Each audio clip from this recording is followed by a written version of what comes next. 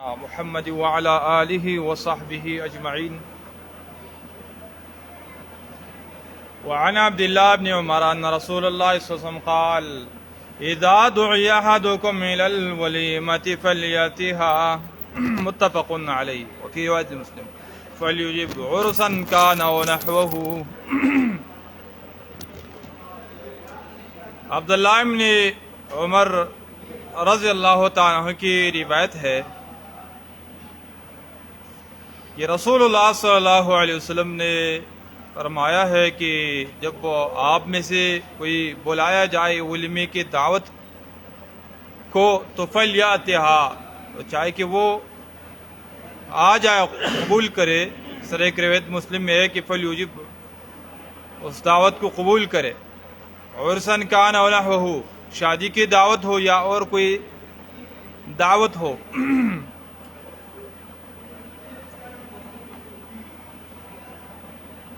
دعوت کی دو قسمیں ہیں، ایک ولیمی شادی کی دعوت ہے، ایک عام دعوت ہے.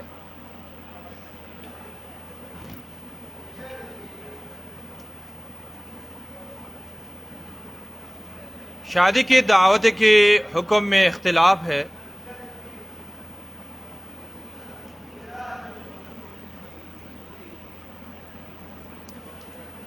جمہور اہل علم کہتے ہیں کہ یہ واجب ہے.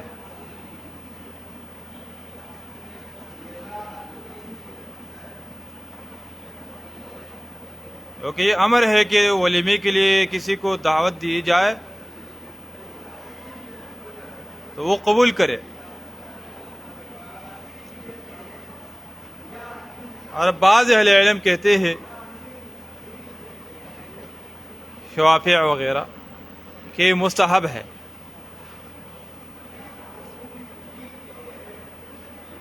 راجح قول جمہور کا ہے. اس کا وجہ میں دوسری صورت میں بیان کرتا ہوں.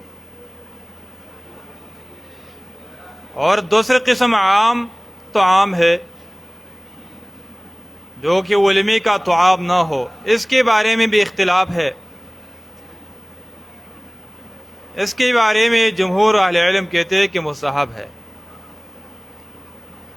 اور دیگر اہل علم محققین کہتے ہیں کہ وہ بھی واجب ہے، اس کی قبولیت بھی واجب ہے.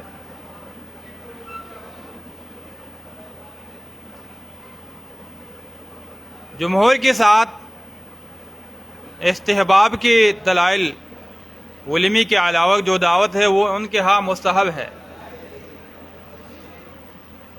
پہلی دلیل عثمان بن ابی العاص رضی اللہ تعالیٰ عنہ کو کسی نے دعوت دی ختنے کے پروگرام میں. ختنے کے مقام اور مناسبت سے دعوت کھانا طعام تیار کیا گیا تھا. اس نے انکار کر لیا کہ یہ چیز ہم نے رسول اللہ کے زمانے میں دیکھا نہیں، اور نہ ہم رسول اللہ کے زمانے میں اس دعوت کے لیے بلائے گئے ہیں. اس نے چھوڑی، اس دعوت کو چھوڑی، قبول نہیں کی.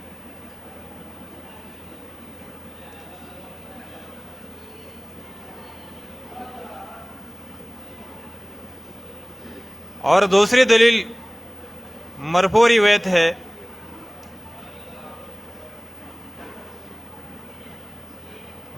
موقوف تو حجت نہیں ہے، لیکن معید کبھی بن سکتا ہے.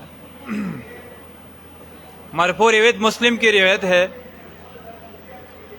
کہ رسول اللہ صلی اللہ علیہ وسلم کا ایک پڑوسی تھا، فارسی زبان، اور بہترین طعام تیار کرتا تھا. آج کل بھی یہ لوگ طعام بہترین بناتا ہے. اسی وقت سے ان کی تاریخ ہے.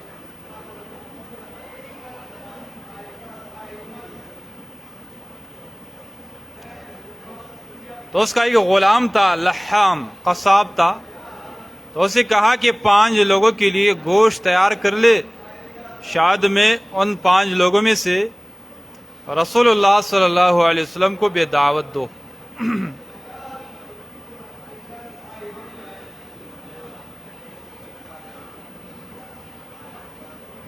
جب طعام تیار ہوا تو رسول اللہ صلی اللہ علیہ وسلم کے پاس وہ فارسی زبان پڑوسی آئے، دعوت دے دی. تو رسول اللہ صلی اللہ علیہ وسلم کے پاس عائشہ رضی اللہ تعالی عنہا بھی بیٹی ہوئی تھی. تو رسول اللہ نے اس کی طرف بھی اشارہ کیا کہ عائشہ بھی اگر میرے ساتھ جا سکتی ہے. تو اس نے انکار کیا، نہیں صرف آپ آ جائے. تو رسول اللہ نے پھر انکار کر لیا، اگر صرف میں ہو تو میں پھر نہیں آ جاؤں گا. اگر واجب ہوتا تو انکار نہیں کرتا. پھر اس نے دعوت دے دی کہ آ جائے. رسول اللہ نے پھر عائشہ کی طرف اشارہ کر لیا کہ اگر یہ بھی ساتھ ہو. تو اس نے کہا نہیں. تو پھر کہا میں بھی نہیں آؤں گا. پھر تیسری بار پھر بتایا کہ آپ آ جائے. تو رسول اللہ نے پھر عائشہ کی طرف اشارہ کیا کہ اگر یہ ہو. اس نے انکار کیا یا نہیں، صرف آپ آ جائے. تو رسول اللہ نے پھر سے انکار کیا، پھر میں اکیلا نہیں آؤں گا. تو پھر اس نے مان لیا کہ ساتھ یہ بھی لے کے آئے. تو دونوں چلے گئے. حسن عشرت اس استدلال صرف کرتے ہیں کہ انکار نہ کرتا رسول اللہ اگر وہ واجب ہوتا، تو لہذا مستحب ہے.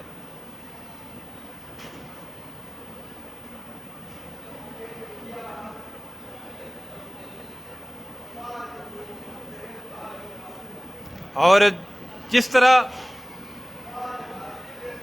صرف شادی کا جو ہے وہ واجب ہے، وہ وجہ یہ ہے کہ شادی کے بارے میں الفاظ موجود ہے کہ من دعی الی ولیمۃ، جو ولیمے کی طرف بلایا جائے تو فلیجب، وہ اجابت کرے. اس کا ولیمے کا تذکرہ موجود ہے. تو لہذا ولیمے میں واجب ہے جمہور کے ہاں، اور ولیمے کے علاوہ دعوت قبول کرنا واجب نہیں ہے.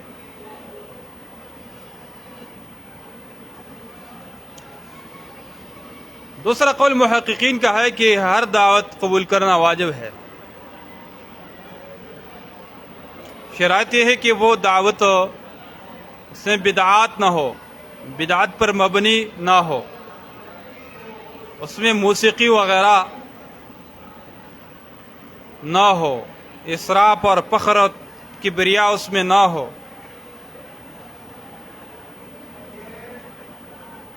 اس میں ایسی دعوت نہ ہو جو کہ رات میں ہو 2 بجے 3 بجے کہ نماز فجر ضائع ہوتا ہو، یا بہت دور نہ ہو کہ جس میں تکلفات ہو. تو پھر اس دعوت کو قبول کرنا واجب ہے، جو بھی دعوت ہو.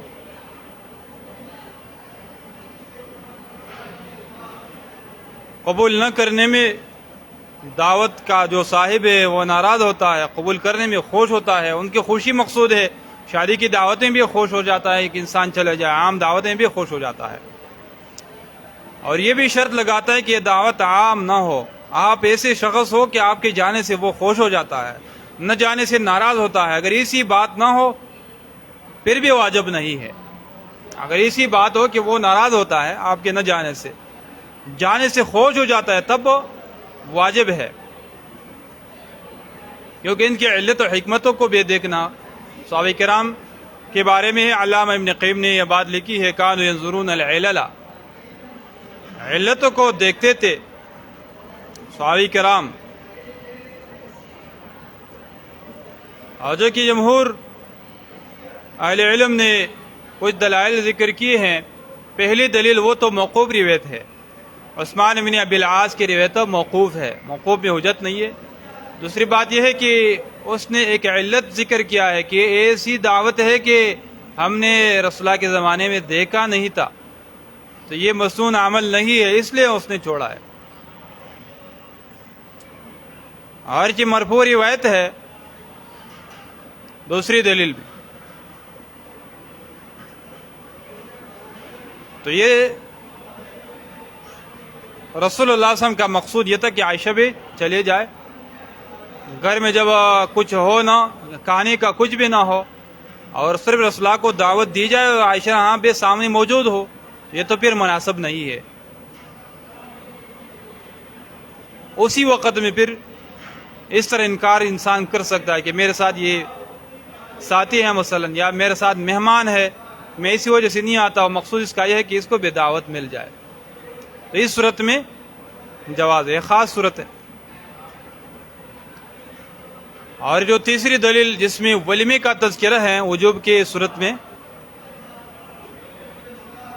تو اسے کہا جاتا ہے التنصیص علی بعض افراد العام، عام کے افرادوں میں سے بعض کے اوپر کبھی کبھی تصریح ہوتا ہے، اور یہ دلیل دے کہ عرسن کان او نحوہ، شادی ہو یا شادی کے مثل اور کوئی دعوت ہو، تو فلیات یا اس کے لیے امر بھی ہے، اور فلیجب اجابت کرے یہ بھی امر ہے، عرسن کانا او نحوہ، تو دلیل ہے کہ ہر دعوت قبول کرنا یہ لازم ہے، اگر مدعو کوئی عذر شرعی ذکر کرے اور صاحب دعوت ان کو قبول کرے تو پھر جائز ہے۔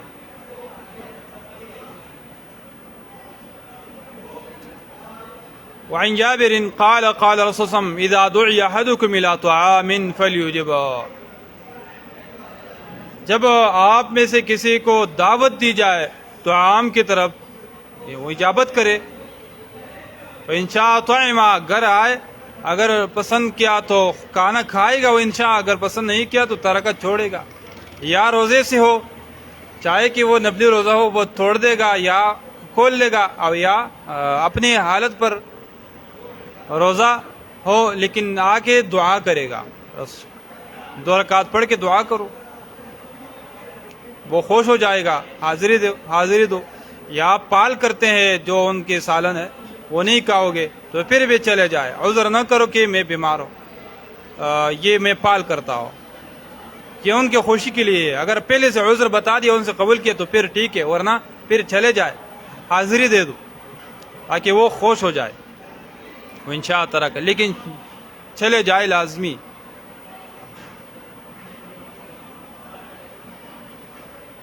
وعن ابی ہریرہ قال قال رسول اللہ صلی اللہ علیہ وسلم شر الطعام طعام الولیمۃ یدعى لها الاغنیاء ویترک الفقراء، سب سے برا طعام، بدترین طعام وہ طعام ہے، وہ کھانا ہے، یدعى لها الاغنیاء، جس کے لیے مالدار لوگ بلایا جاتے ہیں، ویترک الفقراء، جو فقیر لوگ ہیں وہ چھوڑے جاتے ہیں۔ ایک روایت میں ایسے لوگ جو انکار کرتے ہیں بلائے جاتے ہیں، اور جو آتے ہیں وہ منع کیا جاتا ہے، نہیں بلائے جاتے ہیں، یہ بدترین طعام ہے۔ ومن ترک الدعوۃ فقد عصى اللہ ورسولہ، اور جس نے دعوت کو ترک کیا اس نے اللہ رسول کی نافرمانی کی، متفق علیہ۔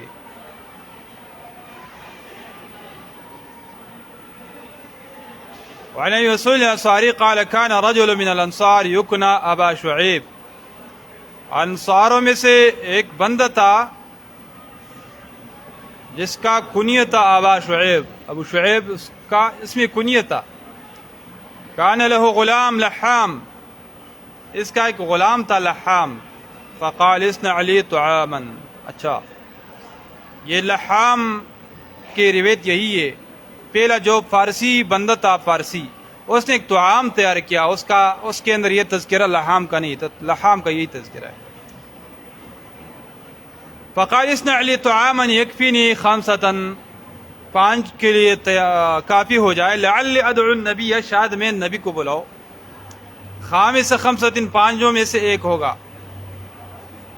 4 اور 5واں نبی کریم صلی اللہ علیہ وسلم۔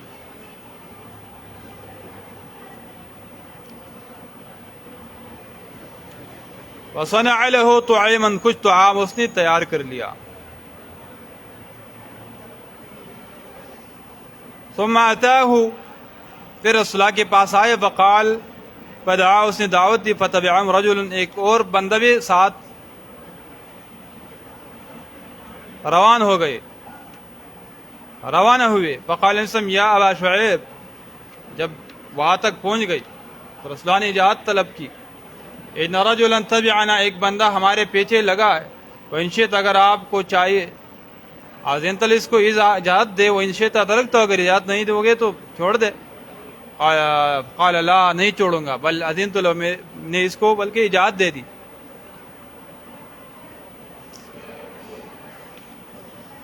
رسول اللہ صلی اللہ علیہ وسلم کے حسن اخلاق، وہ سمجھ گئے کہ یہ بندہ بہت محتاج ہے. رسول اللہ نے رد نہیں کیا کہ آپ نہیں آنا، رسول اللہ نے بلکہ اس کے لیے باقاعدہ اجازت طلب کی. اور دوسری بات کی دلیل بھی ہے کہ جس کو دعوت نہیں ملی وہ اس دعوت کو جانا جائز نہیں ہے جب تک اس سے باقاعدہ اجازت طلب نہ کیا جائے.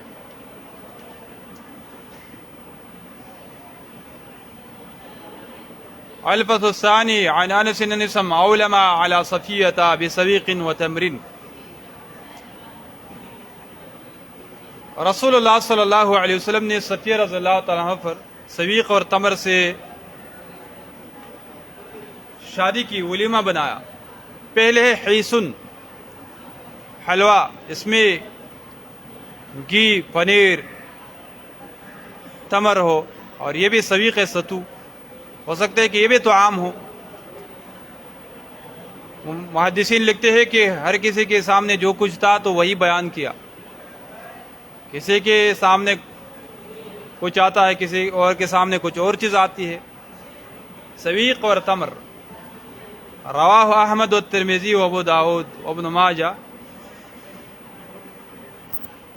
وعن سفینۃ ان رجلا، سفینہ ام سلمہ رضی اللہ تعالی عنہا کے غلام تھا، اور اس نے اس شرط سے آزاد کیا کہ آپ زندگی بھر رسول اللہ صلی اللہ علیہ وسلم کی خدمت کرو گے. تو رسول اللہ صلی اللہ علیہ وسلم کا خادم بنا آزادی کی بات.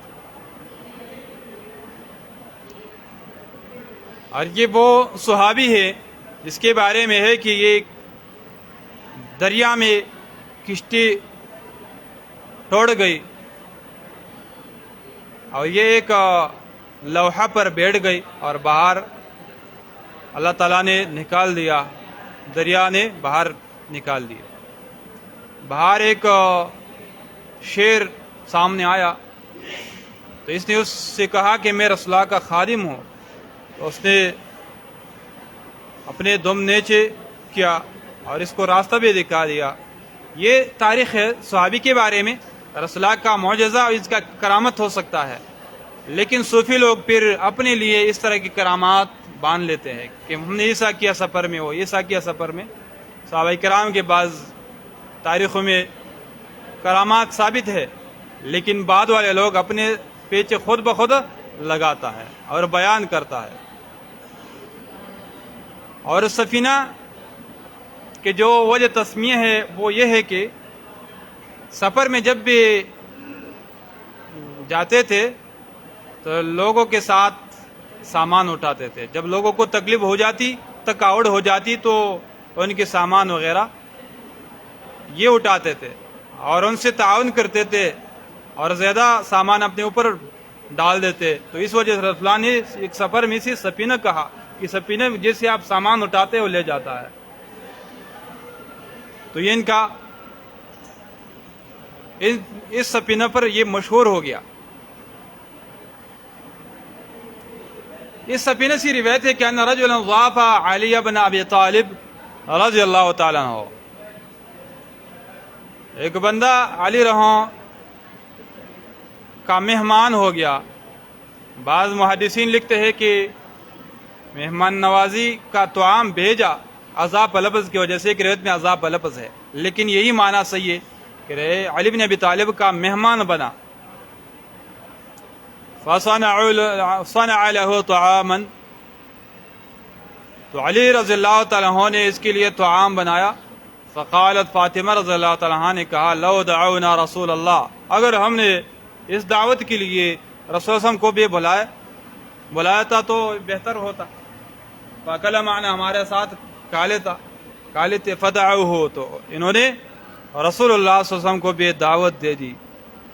فجاء، رسول اللہ صلی اللہ علیہ وسلم بھی آئے. ووضع يديه على عضادتي الباب. رسول اللہ صلی اللہ علیہ وسلم نے اپنے ہاتھوں کو جو دروازے کی جانبین ہے اس پر ہاتھوں کو رکھا، جس کو ہم درشل کہتے ہیں.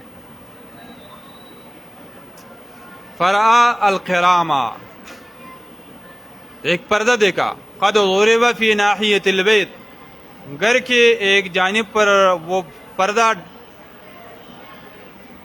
بچھایا گیا تھا، لٹکایا گیا تھا.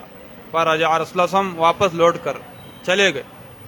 قالت فاطمہ فدفعت، میں نے اس کے پیچھے کیا. وقلت یا رسول اللہ ما ردک، کہ کس چیز نے آپ کو واپس لوٹا دیا. علیہ لیس لی، اور نبی کے لیے یا میرے، یا یہ ایسا لفظ استعمال کیا کہ کسی نبی کے لیے مناسب نہیں ہے. ایدخل بیتا مزوقا، کہ ایسے گھر میں داخل ہو جائے جو کہ مزین کیا گیا ہو. رواہ احمد وابن ماجہ. ایک وہ پردہ ہے جس میں تصاویر ہو، وہ تو بالاتفاق حرام ہے. ہاتھ سے بنا ہوا یہ تصاویر لوگ لڑکاتا ہے، جسم کی شکل میں ہو یا ویسے خط کی شکل میں ہو، یہ تو بالاتفاق حرام ہے. ذوی الارواح، فرشتے بھی اس طرح گھر نہیں آتا ہے جو تصاویر لڑکایا گیا ہو. ایک عام پردہ اگر کھڑکی ہے یا دروازہ ہے، اس کے لیے دلیل ہے کہ جائز ہے لڑکانا.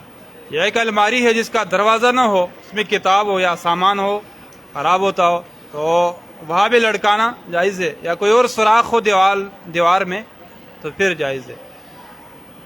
اس کے بغیر بلا وجہ دیوار پر پردوں کو لٹکانا، اس کے بارے میں اختلاف ہے. بعض اہل علم کہتے ہیں کہ حرام تو نہیں لیکن خلاف الاولیٰ کام ہے، اسراف ہے، اور اعلیٰ مومنوں کے لیے اس طرح نہیں ہونی چاہیے. اور بعض اہل علم کہتے ہیں کہ یہ روایت دلیل ہے کہ یہ جائز نہیں ہے بلا وجہ اس طرح کرنا. ایک روایت میں ہے کہ ہمیں یہ امر نہیں کیا گیا ہے کہ ہم دیواروں کو کپڑے پہنائے، خصوصاً جب فقر کی حالت ہو، لوگوں کی ضروریات ہو کہ اس میں یہ کپڑے مصرف ہو جائے، اور پھر دیواروں کو بلا وجہ کپڑے پہنایا جاتے ہیں، تو یہ مناسب نہیں ہے.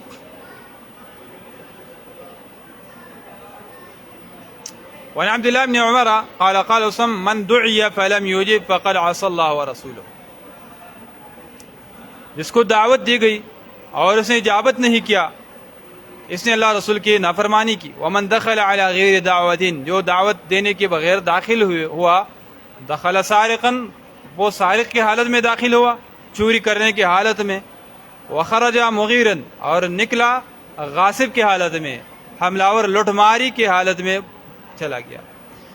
روایت کا معنی تو صحیح ہے کہ دعوت کے بغیر جانا جائز نہیں، حرام ہے. اور من دعیا فلم یوجب فقد عصى الله ورسولہ، کس کی روایت بھی گزر گئی. روایت معنی کے لحاظ سے صحیح ہے، البتہ اس کی سند کمزور ہے. ابان ابن طارق کے نام سے کراوی ہے، اس میں وہ مجہول ہے، تو لہٰذا سند کے لحاظ سے یہ روایت کمزور ہے. رواہ ابو داؤد. وصلی اللہ تعالی علی النبی.